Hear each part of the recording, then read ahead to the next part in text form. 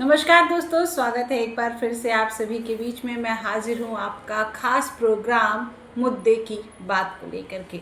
चलिए, सबसे पहले तो सावन की ढेर सारी शुभकामनाएं आप लोगों को।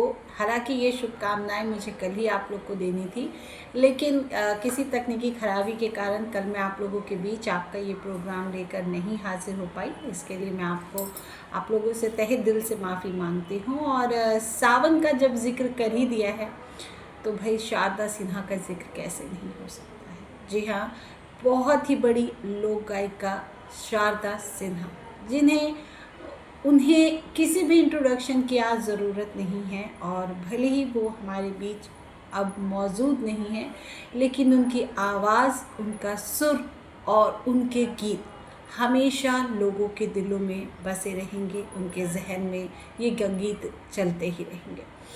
ऐसा हो ही नहीं सकता कि कोई ऐसी परंपरा हो बिहार की, या कोई ऐसा त्यौहार हो जब शारदा सिन्हा के गाने बिहार और पूर्वांचल की गलियों में आपको सुनाई ना दे।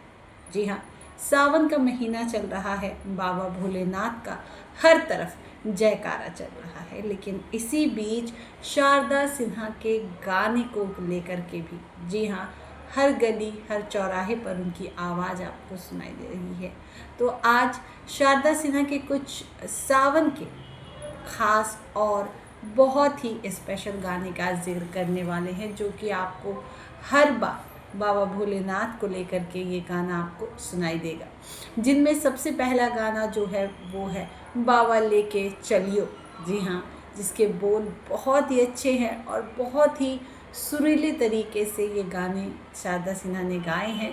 इसके अलावा अगर मैं बात करूँ तो शारदा सिन्हा ने और भी कई ऐसे गाने हैं, जिनमें दूसरा गाना है बोल बम बम बम। बोल बम बम बम भी शारदा सिन्हा ने ही गाए हैं। कौन मुँह से जोगी, जो कि सबसे ज़्यादा इस समय पर सावन के महीने में जो दर्शक हैं वो सुनते हैं, और इस गाने की हर एक बोल हर किसी के ज़ुबान पर है। और चाहे छठ पूजा हो, चाहे यहाँ पर कोई पारंपरिक त्यौहार हो, चाहे विवाह हो, शारदा सिन्हा की आवाज़ के बिना ये सब अधूरा है।